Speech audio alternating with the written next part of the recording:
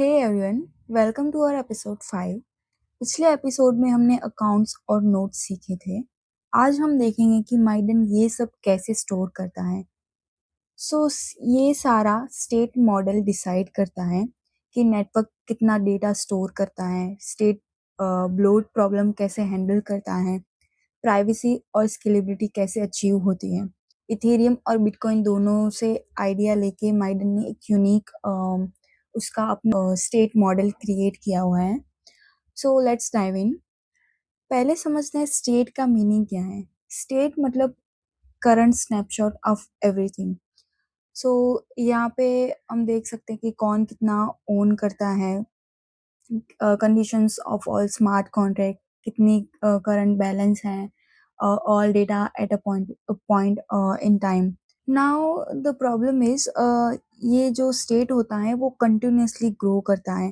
जितने ज़्यादा यूजर्स, जितने ज़्यादा ट्रांजेक्शन्स, उतनी उतनी ज़्यादा स्टेट बढ़ती है, राइट। सो इसको कहते हैं स्टेट ब्लोट प्रॉब्लम। इससे प्रॉब्लम ये होता है कि नेटवर्क स्लो हो जाता है एंड देन नोड चलाना भी एक्सपेंसिव हो जाता है and there is a centralization risk. So this is why Miden इस प्रॉब्लम को सॉल्व करना चाहता है with its unique state model. So अगर हम ये स्टेट मॉडल कंपेयर करें इथेरियम, बिटकॉइन और माइडन का, तो Ethereum account based simple state model use करता है but it's limited as well. Bitcoin UTXO को बेस स्टेट मॉडल यूज करता है जहाँ पे हम अनस्पेंड आउटपुट्स ट्रैक कर सकते हैं। Parallelism is possible but it's complex and we can not write script in that, right. But now Miden में अकाउंट्स जैसे कि इथेरियम में स्टेट मशीन्स, कोड स्टोरेज, वो सब हम ऐड कर सकते हैं। नोट्स जैसे बिटकॉइन में UTXO message carrying assets, ZK proofs, privacy plus sufficient verification. So Maiden is best of all worlds. Maiden uses a best state model, hybrid state model, which uses Ethereum and Bitcoin both. So Bitcoin से UTX को base type notes and Ethereum से हम use कर सकते हैं account based state model. So why hybrid model? Because account model gives us smart contracts, account abstraction, familiar programming model, and all. And UTXO को model users जो parallel transaction होते हैं वो पॉसिबल होते हैं। हम यूटीएक्स को मॉडल से क्लाइंट साइड प्रूविंग, जो जी के जो माइडन मॉडल यूज करता है क्लाइंट साइड प्रूविंग, वो यूटीएक्स मॉडल से हम यूज कर सकते हैं। And privacy with notes can be private as well. And then with zk proofs we can verify the data without seeing those data, scalability and trustless state transitions. So चलो अब समझते हैं कि माइनिंग का global state कहाँ store है। सो Ethereum में एक ही वर्ड स्टेट जो होता है वो ट्री स्ट्रक्चर में होता है एंड सब कुछ एक ही जगह पे स्टोर होता है। बट माइडन में डिफरेंट है। माइडन में 3 डेटाबेसेस यूज होते हैं। फर्स्ट इज अकाउंट डेटाबेस जो अकाउंट का डेटा स्टोर करता है, नोट डेटाबेस जो नोट्स का डेटा स्टोर करता है, एंड नलीफाइड डेटाबेस जो कंज्यूम्स नोट हैं, वो कंज्यूम नोट के सारे रिकॉर्ड्स को ये नलीफाइड डेटाबेस स्टोर करता है। सो 3 क्यों, ये प्राइवेसी ऐड करते हैं और एफिशिएंसी भी ऐड करते हैं माइडन में। सो अब हम ये तीनों को एक एक करके समझते हैं। First is account database. So ये हर अकाउंट का लेटेस्ट स्टेट स्टोर करता है। सो स्ट्रक्चर यूज करता है कि स्पार्स मर्कल ट्री ये एक स्पेशल डेटा स्ट्रक्चर है ट्री जैसा। Now simple analogy is like एक काइंड ऑफ फैमिली ट्री है जहाँ पे लीव्स हैं विच मीन्स चाइल्ड, जहाँ पे डेटा होता है and then parent branches, upper branches which creates parents hashes, and top pay we have root here. Now why to use that? Because जो बहुत सारा डेटा होता है वो हम एक एक कंबाइन करके छोटा टाइप ऑफ हैश में हम क्रिएट करते हैं विच मीन्स कि वो वेरिफिकेशन भी इजी हो जाता है एंड बहुत सारा स्टेट में हमें स्टोर नहीं करना पड़ता और एक साथ में ही स्टोर हो जाता है इन कंबाइंड हैश टुगेदर। सो पहले हम समझते हैं कि मर्कल ट्री का मीनिंग क्या है। सो सिंपल ट्री में यहाँ पे बॉटम में लीव्स हैं। ये लीव्स में एक्चुअल जो डेटा होता है वो डेटा स्टोर होता है, वो हैश हैश में स्टोर होता है which is fix 32 bytes of data. Now for example data one में लाइक अकाउंट विद बैलेंस 100, तो ये 100 जो बैलेंस होंगी, ये 100 बैलेंस यहाँ पे स्टोर हो जाएगी। सो ये 100 बैलेंस यहाँ पे स्टोर हो जाएगी and then with this storage as well. So now parent level जो सेकंड लेवल है, अभी ये जो दो चाइल्ड हैं, इन दो चाइल्ड का कॉन्केटिनेशन करके कंबाइंड हैश मिलेगा। ये हैश स्ट्रिंग का ये जो कंबाइंड स्ट्रिंग है उसका हमें हैश निकालना पड़ेगा। सो दिस इज हाउ ये पेरेंट क्रिएट करेगा and then we need to repeat it until we get the root and this is how Merkle tree works from bottom to top.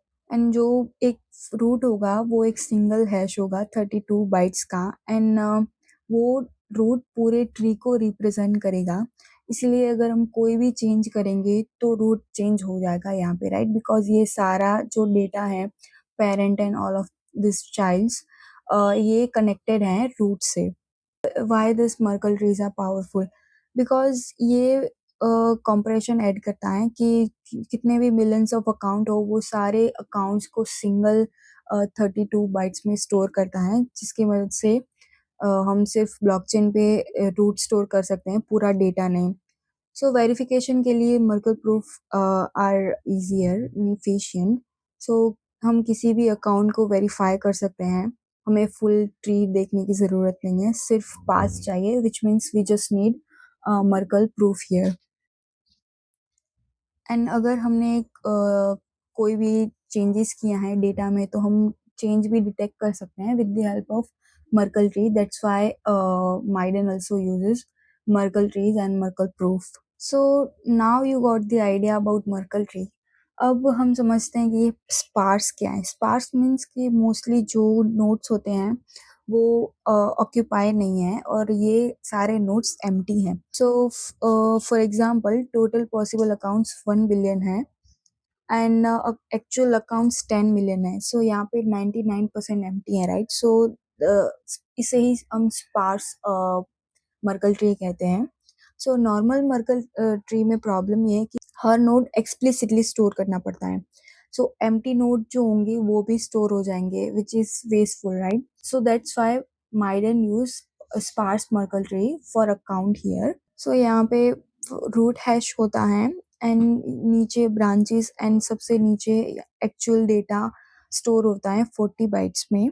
सो ये binary tree type of structure है जहाँ पे दो children's होंगे हर node के। ये जो पाथ है वो भी बाइनरी नंबर से ही डिसाइड होगा।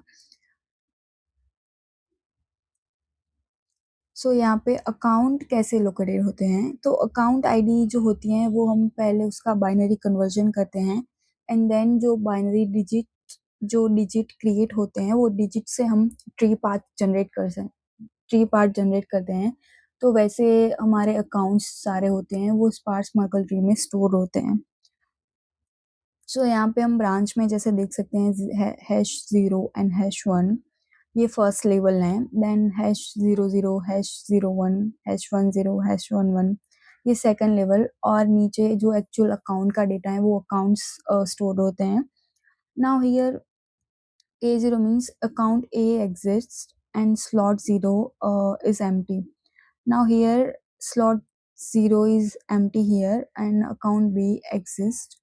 C exists and 0, which means this is empty. And in fourth child, which means second child of this hash 1, यहाँ पे both जो हैं वो दोनों child, ये दोनों child empty हैं, which means कि both slots are empty. So her account 40 bytes का होता है। So let's look at account 1 closely. So account 1 में यहाँ पे पाथ हैश 00 से स्टार्ट होता है, लाइक 40 बाइट्स डेटा है, and then account code, storage, vault, ये सब यहाँ पे स्टोर होता है।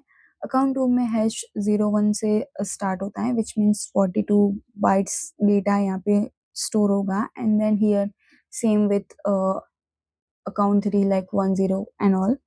सो हैश 11 ये एक एम्प्टी ब्रांच है, यहाँ पे कोई अकाउंट नहीं है, यहाँ पे डिफॉल्ट हैश यूज होता है 0x0001 account ID. So the important thing is public account का फुल डेटा स्टोर होता है, ये 40 बाइट्स वाला, बट प्राइवेट अकाउंट का सिर्फ जो हैश होता है, ये रूट हैश, वो रूट हैश ही यहाँ पे स्टोर होता है। So because public account transparent है, सबको डेटा चाहिए, प्राइवेट अकाउंट में सिर्फ वो एन्क्रिप्टेड डेटा है और हैश ही ब्लॉकचेन में ऐड होगा। सो दिस इज हाउ यूजर को फुल प्राइवेसी मिलती है प्राइवेट अकाउंट से। ये जो एम्प्टी नोड है स्पार्स मर्कल ट्री में, ये ये एक प्रॉब्लम सॉल्व करता है कि लेट्स से जैसे हमने देखा कि 1 बिलियन पॉसिबल पोजीशंस हैं, ओनली 10 मिलियन जो फिल्ड है, बाकी जो 990 मिलियन एम्प्टी हैं, वो सारे नोड्स का हैश होता है, वो प्री डिफाइन कर देता है। फॉर एग्जांपल डिफॉल्ट हैश है 0x000, और वो जो डिफॉल्ट हैश है प्री डिफाइंड वन, वो स्टोर करना, वो हमें स्टोर नहीं करना पड़ता। इसीलिए ये जो एम्प्टी नोड है वो डिफॉल्ट हैश यूज करता है, और जो ऑक्यूपाइड नोड है, फॉर एग्जांपल दिस वन, ये स्टोर्ड हैश जो होता है वो यूज करता है, एंड ये डिफॉल्ट हैश यूज करता है। So that's why it saves the storage a lot. Now second database for node. So यहाँ पे सारी नोट्स स्टोर होती हैं। ये स्ट्रक्चर यूज करता है मर्कल माउंटेन रेंज का MMR, विच मीन्स के ये रेगुलर मर्कल ट्री यूज नहीं करता, ये मल्टीपल मर्कल ट्रीज यूज करता है। सो इसके सिंपल स्ट्रक्चर को समझते हैं पहले। सो यहाँ पे 4 नोड्स हैं, N1, N2, N3 and N4। So this is a perfect binary Merkle tree. So root 1 is peak 1, ये root है first का, and then next में यहाँ पे दूसरे दूसरे 4 nodes हैं, and peak 2 which means ये दूसरा Merkle tree है, ये दूसरा root है, और यहाँ पे भी 4 nodes स्टोर हुई है, विच मीन्स कि ये इससे छोटा नोड है, ये इससे छोटा मर्कल ट्री है, एंड यहाँ पे 8 नोड्स साथ में स्टोर हुए हैं, यहाँ पे 4, and this is the smallest one. यहाँ पे सिंगल नोड स्टोर हुई है, एक ही लीफ है, एंड रूट पीक 3 ये एक रूट है। सो डिफरेंट हाइट्स के ये सारे ट्रीज हैं। जो पीक 1 है वो सबसे बड़ा है, पीक 2 है वो पीक 1 से छोटा है, एंड पीक 3 सबसे छोटा है, क्योंकि यहाँ पे सिर्फ एक ही नोट यूज की हुई है। सो टोटल यहाँ पे ऑफ 13 नोट्स स्टोर हुई है। Now all data are distributed across the 3 peaks. हर पीक एक अपना खुद का इंडिपेंडेंट मर्कल ट्री है। So why do we need independent Merkle trees for nodes, right? So key feature is यहाँ पे append only, which means के जो nodes होती हैं वो ऐड होती हैं, कोई नोड ब्लॉकचेन पे कोई नोड जो होती हैं वो सिर्फ ऐड होती हैं, कभी डिलीट नहीं होती, राइट? सो वंस क्रिएटेड वो हमेशा वहाँ पे रहेंगी। So problem with regular Merkel trees, for example आपके पास 100 नोड्स हैं, अगर ये आपको 50 नोड्स का 50 का मर्कल पाथ सेव किया है, तो अब अगर आपको नए 10 नोड्स ऐड करने हैं, तो ट्री को रीबैलेंस करना पड़ेगा, विच मीन्स के आपको अगर नए जो 10 नोड्स हैं वो नए 10 नोड्स ऐड करने पड़ेंगे, जिसकी वजह से ये पूरा न्यू मर्कल ट्री क्रिएट होगा, राइट? सो उसकी वजह से यूजर्स ने जो भी पाथ सेव किया है पहले मर्कल ट्री में वो स्टेल हो जाएगा, एंड स्ट्रक्चर भी चेंज होगा, इसी की वजह से पाथ भी चेंज हो जाएगा।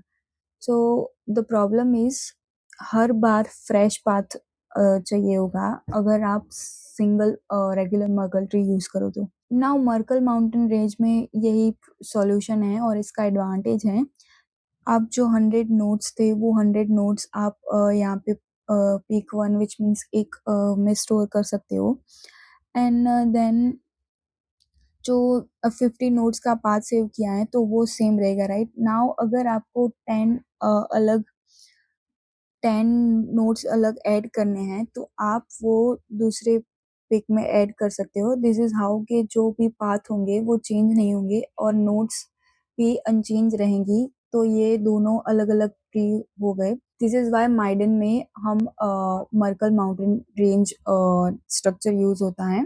ये बड़ी रेगुलर मर्कल ट्री की प्रॉब्लम सॉल्व करता है। Now third is nullifier database. वो same sparse Merkle tree use करता है जैसे अकाउंट्स यूज़ करता है। ये ट्रैक करता है कि कौन सी नोट्स कंज्यूम हो चुके हैं already. Now the problem it solves is कि जो डबल स्पेंडिंग होता है वो इससे नहीं होगा। सो डबल कंज्यूम नोट्स नहीं होंगी। सो सेम नोट 2 बार यूज़ नहीं हो सकती। लाइक ये ब्लॉकचेन सिक्योरिटी की फाउंडेशन है। नाउ ये कैसे काम करता है? तो नलीफायर एक यूनिक आइडेंटिफायर है। सो ये जनरेट होता है नोड्स के डेटा में से। ये एक हैश बेस्ड है एंड एक बार जो ये सेट हो गया तो ये कभी चेंज नहीं हो सकता। सो डेटाबेस में वैल्यू स्टोर होती हैं 0 एंड 1 व्हिच मीन्स 1 के ये जो नोट हैं ए वो कंज्यूम हो गई है एंड 0 व्हिच मीन्स के नोट जो हैं वो अनस्पेंड है व्हिच मीन्स कि अभी तक कंज्यूम नहीं हुई। और एम्प्टी नोट व्हिच मीन्स के नोट कोई एग्जिस्ट नहीं कर रही। सो यहाँ पे 1 is already consume, 0 which means unspend which means it's not consume and this is empty slot. Now ये डबल स्पेंड कैसे प्रिवेंट करता है? सो लेट्स से कि फर्स्ट स्टेप में note is created, serial number is like 0xabc and उसका nullifier hash generate होता है। सो ये डेटाबेस में इनिशियल एंट्री हुई जब आप नोट क्रिएट करते हो। नाउ ये फर्स्ट कंजप्शन अटेम्प्ट करेगा कि यूजर नोट जो है वो कंज्यूम करना चाहता है। ट्रांजैक्शन सबमिट हो गया, अभी नेटवर्क चेक करेगा कि डीबी में कि ये एंट्री हुई है कि नहीं। अगर ज़ीरो है और एम्प्टी है राइट, ज़ीरो या फिर मिसिंग वैल्यू है। अगर वैल्यू है ऐड तो फिर allow set it to 1 which means के अब ये डेटाबेस में 1 व्हिच मीन्स के ये कंज्यूम हो गई है एंड अगर ऑलरेडी एग्जिस्ट करता है, अगर 0 अगर 1 है व्हिच मीन्स के ऑलरेडी कंज्यूम हो गई है, तो ये नोड को रिजेक्ट कर देगा। This is how it resolves double spend problem and ये दूसरी बार नोड कंज्यूम नहीं हो पाएगी। सो एक नोड एक ही बार कंजप्शन होगी एंड नलीफायर व्हिच मीन्स के इम्यूटेबल रिकॉर्ड ब्लॉकचेन पे स्टोर है and no one can tamper it with. Now you might be thinking कि हमें 2 डेटाबेसेस क्यों चाहिए? Let's say node database and nullified database, ऐसे क्यों? दोनों अलग क्यों? So the answer is privacy. If single database होता तो नोड स्टोर्ड है, कंज्यूम फ्लैग भी वहाँ ही होगा एंड नोड कंज्यूम हुआ तो इमीडिएटली पता चल जाएगा कि किसने कंज्यूम किया है। सो यहाँ पे प्राइवेसी इशू है। So with 2 separate databases note store होता है वो एन्क्रिप्टेड है एंड नलीफाइड डेटाबेस में जो कंजप्शन हुआ है वो कंजप्शन का रिकॉर्ड वो दोनों सेपरेट हैं, इसलिए कोई डायरेक्ट लिंक नहीं है उन दोनों के बीच में। Now what are the operators in Miden? So Miden में ऑपरेटर्स सिंपली इन नोड्स रन करते हैं, जैसे इथेरियम में वैलिडेटर्स होते हैं, बिटकॉइन में माइनर्स होते हैं, वैसे ही माइडन में माइडन ऑपरेटर्स होते हैं। बट ऑपरेटर्स जो होते हैं वो उसके उसका फुल स्टेट जो होता है वो स्टोर नहीं करते।